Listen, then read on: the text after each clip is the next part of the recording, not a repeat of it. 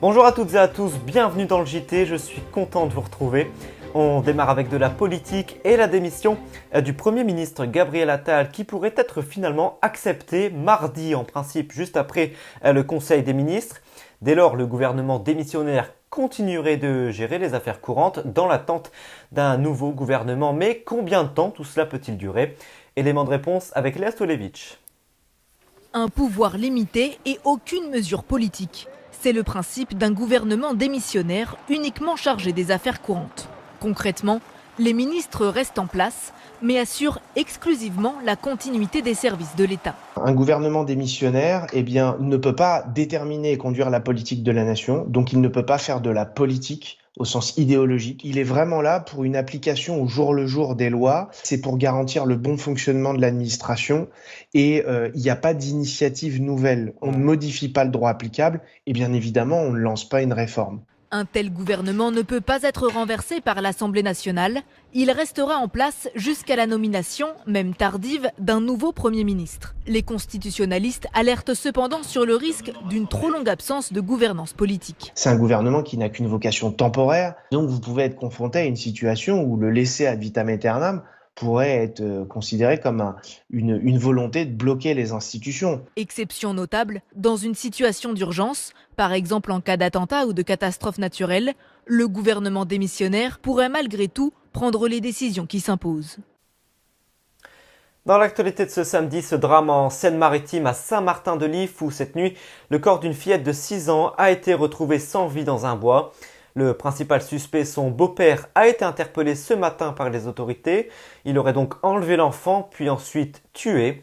Hier soir, la mère de Célia, 6 ans, avait averti les gendarmes de la disparition de sa fille juste après avoir été attaquée au couteau par son compagnon. Toute la nuit, plus d'une centaine de gendarmes de Seine-Maritime et des départements limitrophes ont été mobilisés, ainsi qu'une équipe cynophile et un hélicoptère. L'homme âgé de 42 ans a donc été interpellé ce matin. On part aux États-Unis maintenant avec l'élection présidentielle qui arrive à grands pas. Entre gaffes à répétition et faiblesse apparente, l'actuel président Joe Biden martèle qu'il va bien. À 81 ans, il n'en finit pas de rassurer sur son état de santé. Biden semble décidé à maintenir sa candidature, mais peut-il le faire? Est-il vraiment capable d'assurer un second mandat? Les explications de Franck Genozo à Washington.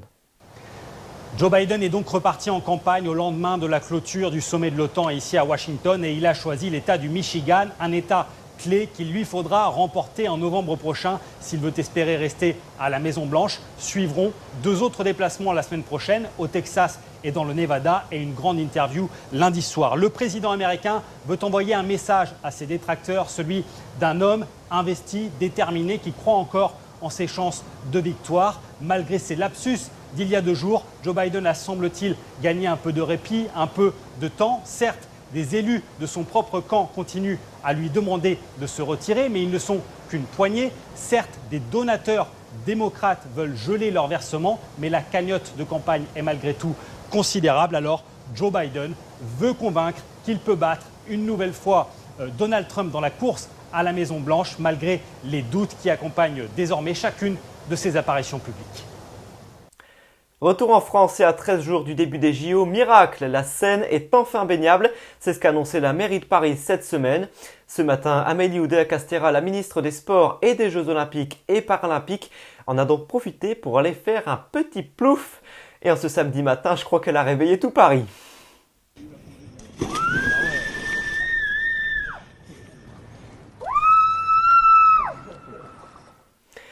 La ministre qui était aux anges après sa baignade, on l'écoute. Fabuleux, fabuleux, quel bonheur. C'est juste génial, génial. Voilà, bonheur total, promesse tenue, engagement tenu, pari tenu. Oh bah mazel tov, alors si tout va bien, maintenant pour combien de temps le fleuve restera baignable? Ça c'est toute la question. Voilà pour l'actualité de ce samedi, merci à vous d'avoir été au rendez-vous du JT. On va se quitter avec des images du MAG qui vous attend demain. Je vous retrouverai pour un reportage magnifique en Islande. Là-bas, c'est actuellement la période où le soleil ne se couche jamais, vous verrez. Vous allez en prendre plein les yeux. Bel après-midi, à demain.